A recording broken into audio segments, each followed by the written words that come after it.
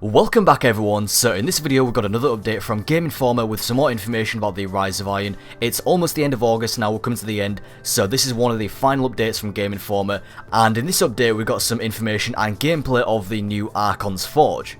So the Archon's Forge is a new PvE activity and is kind of similar to a combination of the Prison of Elders and the Court of Oryx. Now, it's worth mentioning that the gameplay you'll see in this video is a little bit outdated. Bungie employee Dan Callan, who actually worked on Archon's Forge, did mention on Twitter that this gameplay was recorded a while ago and there has been some updates to the actual Archon's Forge since then, but otherwise the information in this video is unchanged, just the gameplay you'll see isn't going to be the same as the final product. So as I said, the Archon's Forge is a new PvE activity and is going to be located in the new patrol zone, the Plaguelands. So you'll be able to reach this place by going into patrol and actually heading over to the Archon's Forge and entering. So it's not a separate activity from the director like Prison of Elders was, it's going to be more like Court of Oryx where you can land in patrol and head there. In the video they talked about how the Archon's Forge is less objective based and is focused more on just pure combat. They described it as entering kind of like a coliseum. You enter this arena and you'll face a few waves of enemies before confronting a final boss, and the only sort of real objective is just to kill all the enemies before the time runs out. You don't have to worry about any sort of side objectives like there was in the Prison of Elders where you had to dismantle the mines. You don't have to worry about any of that, just kill all the enemies and defeat the final boss before the timer runs out. So in that regard, it sounds like it's going to be a bit more of a chilled out experience. You're not really going to have to worry about who's doing what, or killing things in a certain order, or any other sort of side mechanics, just kill everything.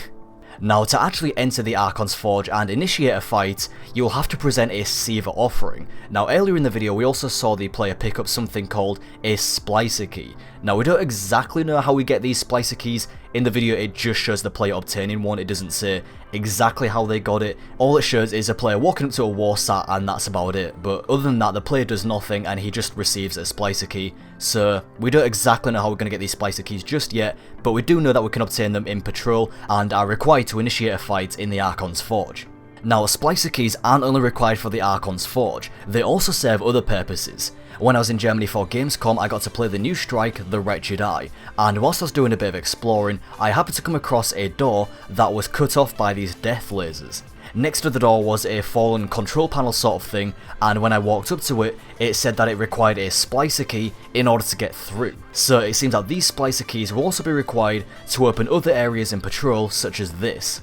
Anyway, back to the Archon's Forge. It was also mentioned in the video that there's going to be more encounters in the Archon's Forge than there was in the Court of Oryx, although the trade-off is that they are less mechanic focused, as I said earlier, and are going to focus more on just pure combat. So there won't be any sort of complex fights or boss fights, it's just straight up kill everything. If you die during an encounter, you'll respawn on a spectator's platform where you'll be locked in, so you won't be able to re-enter the arena until the encounter is over. So say 2 of your teammates die and 1 is left alive, as long as that last person can complete the encounter and beat it, then they will win it for everyone and everyone will be rewarded, but if everyone dies, then you'll have to restart the encounter. Lastly, it was also mentioned that there's going to be Archon's Forge specific armor, so just like the Prison of Elders, the Archon's Forge is going to have its own unique armor set, and in a previous article, these armor sets were described to have a sleek and futuristic appearance to them, kind of like the new raid armor. So there will be an incentive to play this activity. If you want to get that gear, then you'll have to play the Archon's Forge and beat these bosses.